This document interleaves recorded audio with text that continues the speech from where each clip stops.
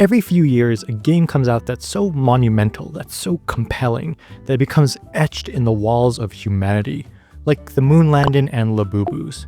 So today I wanted to take a look back, way back, and go through the decades with you, to take a look at board games that have not only stood the test of time, but remain as the best that the medium has to offer. The way I'm doing this is by the decade. We're going to go back to the 10s, the 00s, the 90s, all the way back to when overnight oats was called gruel. And honestly, if you told someone from the 1950s that in 2025, people would be soaking oats in milk overnight on purpose and calling it breakfast, they would think we lost the Cold War. Now, a quick note on criteria. I don't care much about the game's influence per se on this list. Everyone and their YouTube algorithm knows that Catan was the most influential board game of the 90s. So here's my mandatory 3-second stand-in ovation for Catan. But it doesn't make this list. What I care about is playability. In other words, is this a game I actively want to engage with over more modern games? Did it actually stand the test of time as a game people want to play? So, sorry Werewolf, you've created social deduction and I'm kicking you out first. Simply put, influence and playability aren't the same thing. Some games changed everything and then got left behind by what they created. The games on this list though, they've been battered by decades of imitation and innovation, and they're still standing like the titans they are. So let's go back in time and see what board games have stayed as fresh as the day they came out of. The 2010s. This was the decade where board gaming went from the niche hobby it was to a mainstream phenomenon. Obviously, this is the newest batch of games, so a lot of them haven't proven their staying power yet. That said, I had a lot of them on my list. Pandemic Legacy, Through the Ages, Spirit Island, Scythe, Brass, Wingspan, all of those were contenders, and this decade is absolutely stacked. But when I think about what game from this decade will still be played in 50 years, I don't think it's the 25-pound box of plastic with 1,000 cards and an endless campaign. I think it's Codenames, a game that fits in the box the size of a sandwich. Released in 2015, Codenames did something that sounds impossible. It made a party game that's actually legitimately good. Not just good for a party game. It's just so brain-dead simple as a concept. A 5x5 grid of words, and random words, Hollywood, dinosaur, car, luck. And your team is trying to guess which words belong to you based on clues from your spy master, who gives a one-word clue and a number. For example, your spy master may give the clue Animal 3. And you're looking at this grid thinking, okay, which of these three connect to the word animal? Is it spine because the spinal column only is being possessed in vertebrates, which are animals? Or is that insane? Am I overthinking this? And no, of course it wasn't spine. The answer was centaur. It's always centaur. And that's the entire game. Codenames is pure. There's nothing to remove. It's only been carved into the essential decision: word association and deduction. And there's this brilliance in this obscenely simple game. You're playing with random words and the connections emerge from specific grid in front of you and the specific minds at the table. The game gives you space for creativity to spawn from our pink jelly minds. And compare this to other party games. Most feel disposable. You play them a few times, you exhaust the cards, and you move on. The novelty of the mechanics can quickly wear thin, or they rely on inside jokes and reference humor that just ages poorly. Codenames doesn't have that problem because the game isn't in the cards. It's more of an engine to come up with cleverness. And you know, you could teach this to someone in the 60s with zero modern gaming knowledge and they could still get it. Word association isn't new. What's new is structuring it into this perfect competitive framework. And I do think there's a feeling of depth and the ability to gain expertise here. Being a good spy master is harder than it looks. You're trying to find connections that are obvious enough for your team to see, and you can still outrace your opponents, all while trying to dodge those wrong clues. There's a surprising amount of risk management. Like, you might ask yourself, do you go for the 4 words with a tenuous connection, or the 2 words with an obvious one? Do I trust my team to get this weird lateral leap in logic? Now, the skill ceiling is surprisingly high, but the skill floor is 0. It works for people who are afraid of rules. And Codenames has a singular focus on word association. And with that focus comes something interesting. There is no objective correct logic. Mammoth could connect to ancient times, to size, to elephants, to a movie franchise. The game works because human brains are connection-making machines, and every brain makes different connections. And look, the 2010s gave us incredibly ambitious games. Sprawling campaigns, legacy mechanisms, apps integrated into gameplay. But Codenames might be the game from this decade that people still actively want to play 50 years from now, because of that innate connection with our brains and language. It's something humans have been doing since language existed, and this innovation has made it into one of the most replayable, accessible, and I would say genuinely clever games ever made. And that's timeless. Okay, let's go to the 2000s. I have a little secret. I didn't play mini games back in the 2000s. I just wasn't into tabletop stuff back then, so whenever I found out like a game is from 2003 or 2005, I'm usually quite surprised. And to be honest, the games of this era have a certain charm. The artwork isn't that polished, the mechanisms are kind of wacky, but yeah, they're still interesting. So what game from this decade that brought us the iPhone and the housing market collapse stands the test of time? For me, it's the grandpapa of deck builders, Dominion. Dominion was created in 2008 and popularized an entire genre. Before this, deck building as a mechanism wasn't really a thing. After this, everyone's making deck builders. In a way, there's a pre-Dominion and post-Dominion game design shift. Now, the genius is that it gives you freedom to grow your deck in a player-specific way. You start off with a terrible deck, 7 coppers and 3 estates, the equivalent of some pocket lint and some paper clips. But then every turn you draw 5 cards, you play them, you use your money to buy new cards. Those new cards go back into your deck after you shuffle, and you're building your deck as you play. It's like going to eBay and trading your paper clips for slightly better paper clips, and then trading those for some actual useful stuff, slowly upgrading from trash to treasure. But the true goal is always going to be the victory points. But there's a catch. Victory points are dead weight, so every time you draw a province instead of a useful card, your hand gets worse. So you can't buy them too early or you'll clog up your engine. But you can't wait too long or someone else will end the game with all the properties. And every game uses a different combination of 10 kingdom cards from the dozens that are available. So the strategy is malleable and changes each time you look at the board or at the cards. Maybe there's a great trash and synergy, so you build a lean, mean deck. Maybe there's no trash in, so you go big money. Maybe you add attack cards to disrupt other players, making the game more interactive and mean. It's a liberating exercise in expression and piecing together what combination you think will work in a given game. And when I look back though, Dominion perfectly encapsulates that 2000 era's funk and quirkiness. But at the same time, it's pure and it's the essential deck building game. By remaining singularly focused on the deck building part, there's a ramp that isn't diluted by other mechanics and remains intensely anchored into what makes it good.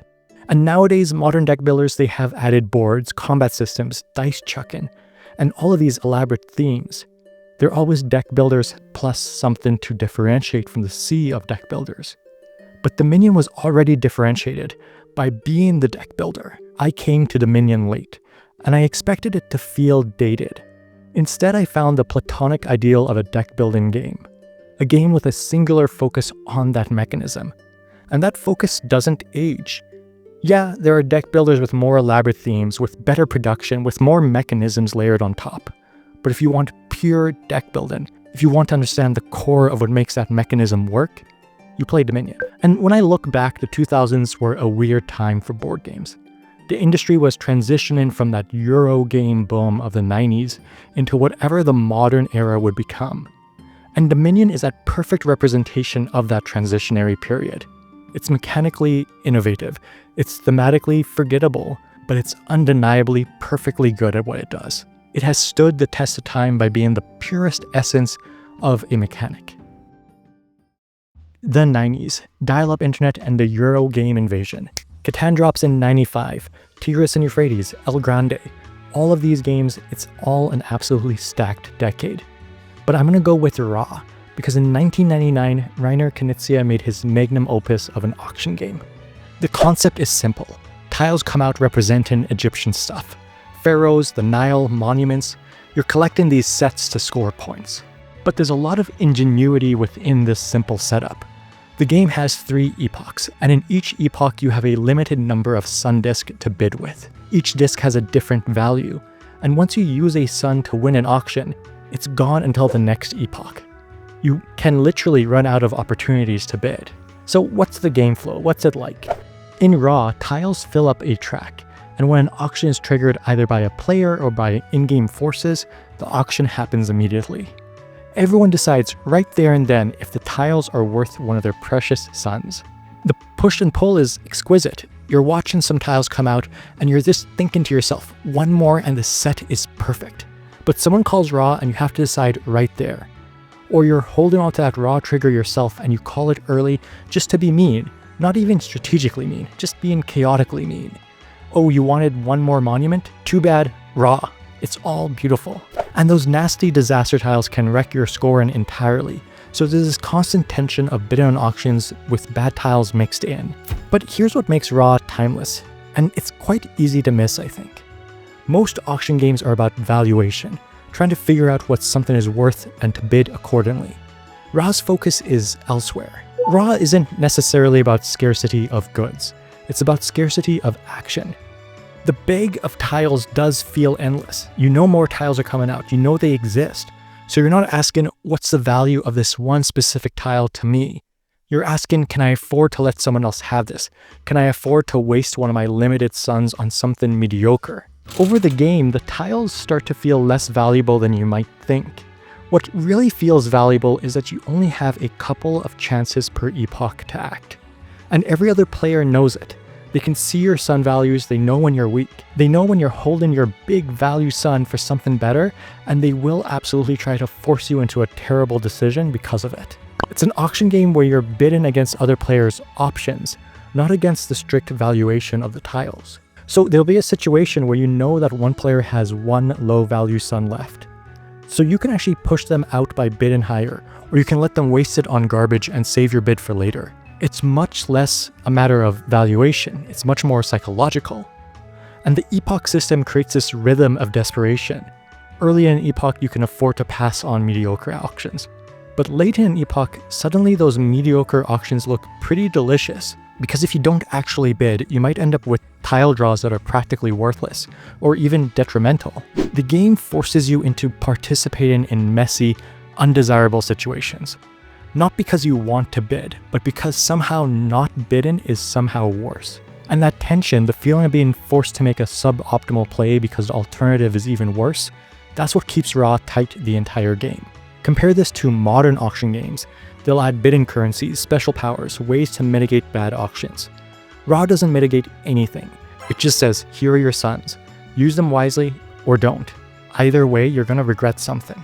And it really understood that the most tense scarcity is running out of chances to act. It's all about what you can do with the true currency of the game, your agency, and whether you can afford to spend it.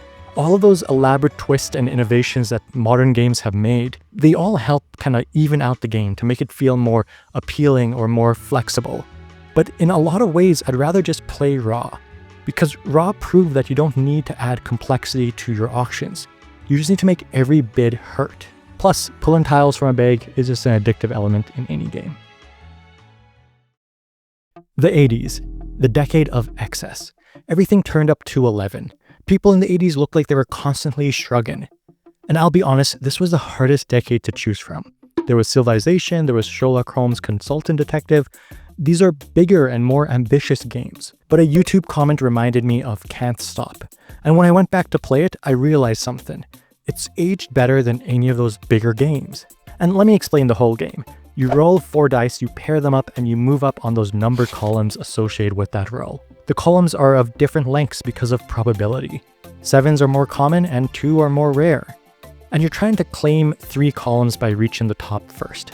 The catch? Every roll you have to move in a column you've already moved this turn. If you can't, you bust and you lose everything. So essentially, every single roll is a decision. Do you want to roll again?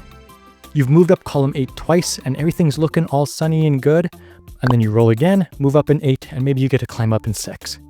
Roll one final time and you're so close to the top. Just one more.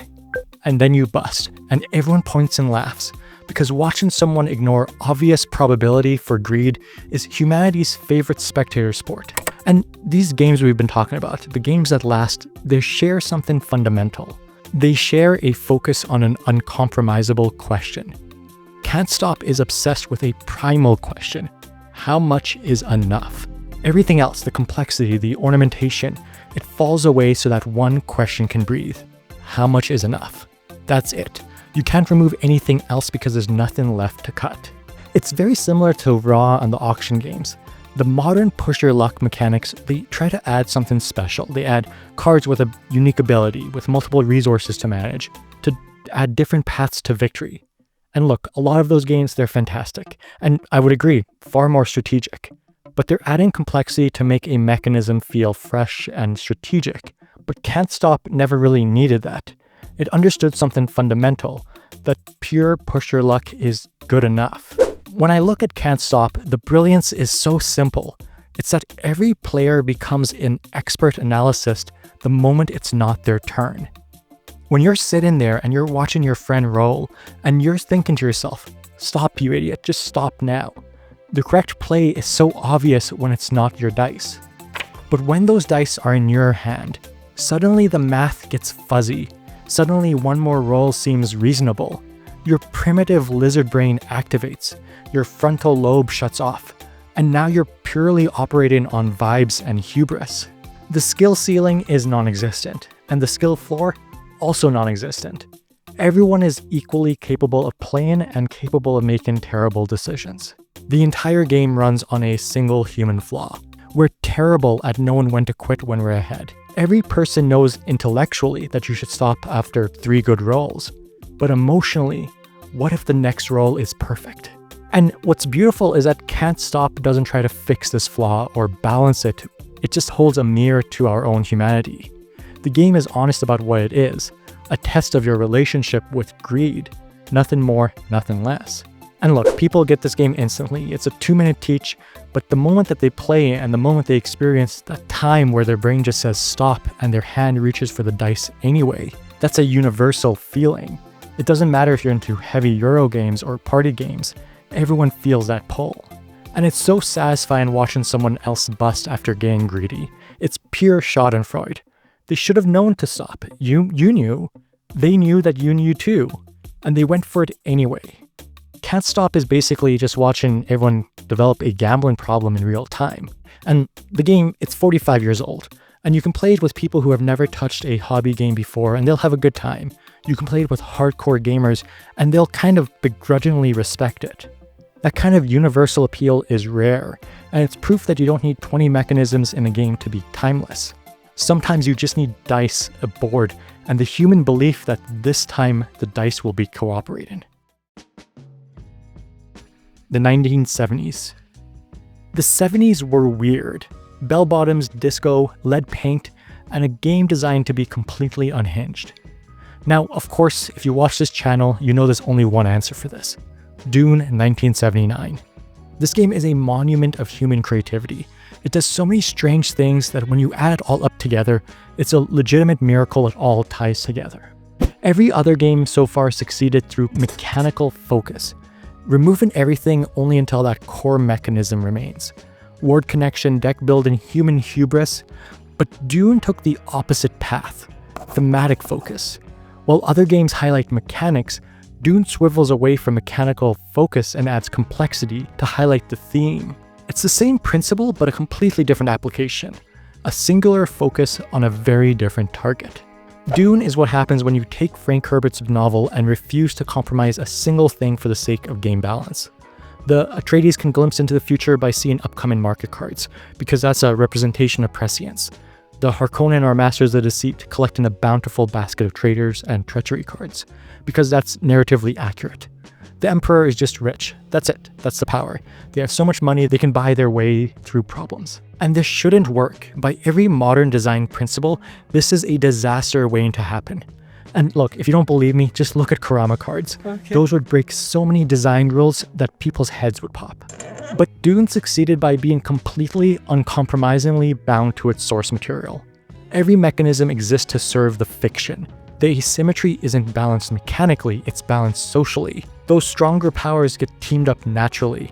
If someone is doing too well, then everyone else will acknowledge it and use things like stronghold blocking or strategic sacrifices to deplete their resources and reorient the game into a more balanced ecosystem. And there's a mastery found in Dune, a form of balance through human interaction, and the layers of intent behind every move. I would say that the Bene Gesserit are arguably one of the most iconic factions in all of board games. Their prediction endgame win condition is something that always lurks in the back of everyone's mind. The question, are they actually helping me, adds nuance in ways that other, safer games just never can. Dune eroded everything around it to pure theme. It succeeded through the devotion to its fiction, and the corresponding chaos that comes from that. It trusts human dynamics to balance what mechanics can't. It's an outlier in design that proves how rare successful outliers are. For every Dune that works, there are 100 games that tried the same approach and collapsed under their own weight. But the 70s, they were wild. The designers were willing to take risks that modern games just won't touch. While modern games try to smooth the rough edges and balance factions mechanically, Dune leans into the madness. It builds the rough edges into layers of trust, deceit, and social dilemmas. You know, the fun stuff. It says balance is for cowards, and gives you a game where victory depends on reading the room and navigating the political landscape of one another.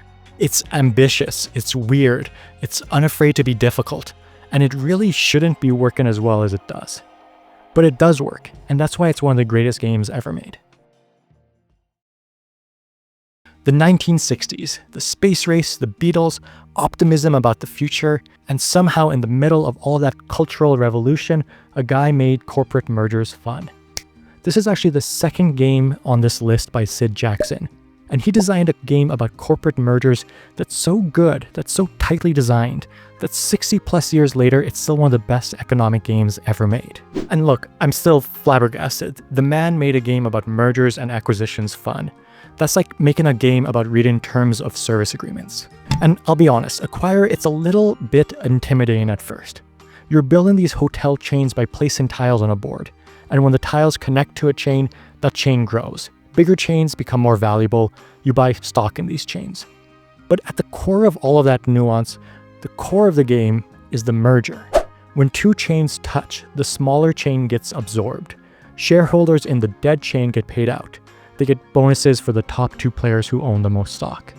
And then you get to choose. You can cash out, you can trade your shares for stocks in the surviving chain, or most slippery of all, you can keep your worthless stock in hopes of that brand becoming revitalized. The game is, in essence, place a tile, maybe buy a stock, occasionally trigger a merger, so even though the board looks like this Excel spreadsheet, it does have a logic and rhythm that is approachable. But when you look at the game after you learn the rules, the depth is staggering.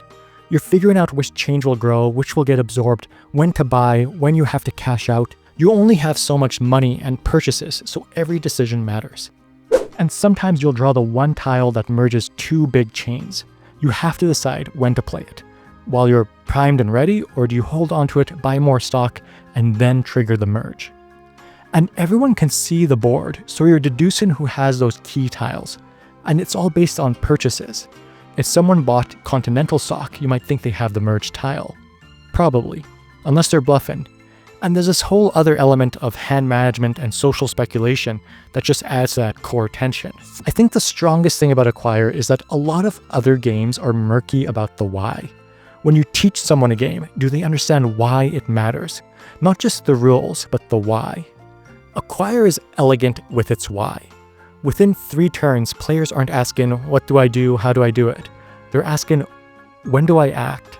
And when you watch someone stockpile tower shares and immediately start deducing, do they have that merge tile? Should I buy in or cut my losses? And that central tension, that puzzle of speculation, becomes obvious through play, not by explanation. You don't need a designer's note telling you why mergers matter. You just feel it when someone triggers one. Every rule serves a purpose, nothing is wasted, and because of that, the game's spreadsheet-like table of letters and numbers becomes a far more potent battleground of growth and strategic timing. For me, Acquire looks like a game about money, but it's actually a game about speculation. There's a lot of shared knowledge, but nobody knows when the mergers will happen, or where growth might take place. The entire game is about deciding when to act on incomplete information. That timing question, When do I buy? When do I trigger the merge?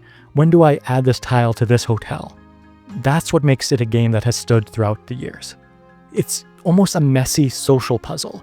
Read in the room and make any bet. That's why Acquire still feels modern 60 years later. And I've played heavy economic games that feel like work.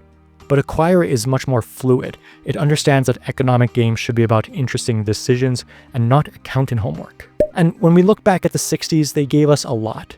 But in board gaming, it gave us Acquire. 60 years later, we're still trying to make economic games this clean, this tense, and this fun. We're still chasing Sid Jackson's high. The 1950s. We've made it. The 50s.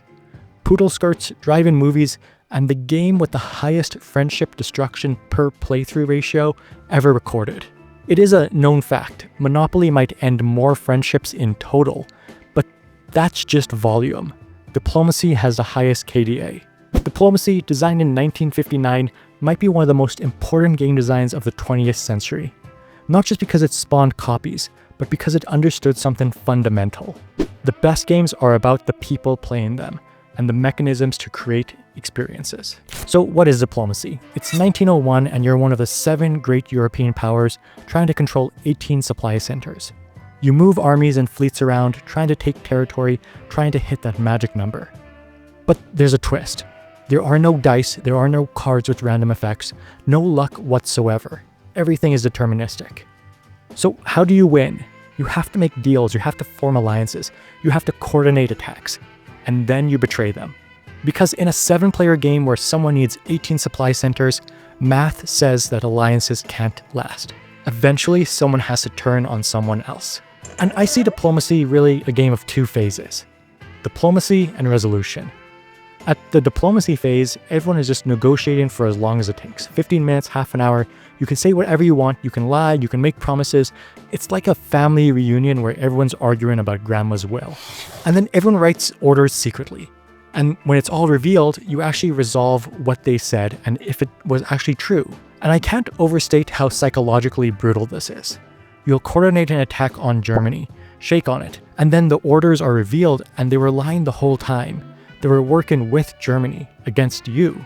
And the worst part is you can't blame the game. The game promises betrayal. It's the glue that holds diplomacy together. And look, every game on this list has been analyzed to death. Strategy guides exist. Optimal plays are calculated. And yet we still play them. Because knowing the math doesn't really matter when the game is about reading the room and understanding the people across from you. Diplomacy is all about perfect information and imperfect trust. You can see every unit, you know what everyone could potentially do, but you don't know what they will do until it's too late. What makes this all timeless is that singular focus on one core experience: betrayal. The game creates an ebb and flow of trust and mistrust, building towards that perfect moment when someone stabs you in the back. Every game is different because every person is different. And even if not, the same 7 people can play 10 times and have 10 completely different experiences based on the precedent of trust, promises, and betrayals that they're still salty about. And look, the game takes 4 to 10 hours and has absolutely awful player elimination by modern standards. It's not a casual game night affair, but its timelessness isn't in the ease of entry, but in the raw, unmatched emotions that it generates. You need 7 people who are committed, willing to engage with negotiation, and who are okay with psychological warfare. But when it works, it's a 7-player narrative engine that you can talk about for years. What Diplomacy did in 1959 was prove that you don't need randomness for unpredictability. You don't need complex mechanisms for depth. You just need a framework where human nature can shine through all its terrible backstabbing glory. And in truth, we still haven't captured Diplomacy's ride-or-die focus on betrayal. There's games that try, and love it or hate it, nothing else creates quite an experience like Diplomacy. And there you have it, 7 decades of board gaming, 7 games that refuse to die, games we keep coming back to not out of nostalgia, but because they're genuinely great. And this is what I realized when I look at all these games together. The games that last aren't the ones with the most stuff. It's not a function of how many mechanics or how much content. It's much more the games that understood that they were the container for the human expression. Can't Stop is just dice and greed. Acquire is just speculation. Raw is just using auctions to experience scarcity. Dominion is just creativity through deck building. and Codenames is language and connections. Diplomacy is just negotiation and betrayal, and Dune is just a very creative novel that refused to compromise on a single thematic element for the sake of game balance. These games have weathered decades of iteration, decades of other designers trying to improve on them and add complexity to them, and yet here they still stand, still some of the best at what they do, because intentionally or not, they understood that fundamental core. Unwavering focus beats aimless ambition. And when I look at games every year, new games always come out with more mechanisms, more content, more plastic.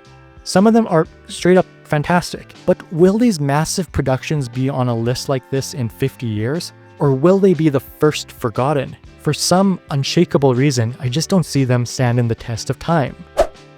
The games that have endured asked one question and refused to dilute it. Who do you trust? When does speculation end? What if we don't compromise in the fiction? How much is enough? What are you willing to spend your agency on? What's the right engine? How do our minds connect ideas? And look, plenty of focused games have also failed and have been forgotten. I'm not claiming there's a magical formula for timelessness. For every Dune that succeeded through thematic commitment, there are like a dozen games that tried the same approach and collapsed under their own weight. So what separates survivors from failures? I think it's about focusing on the right thing.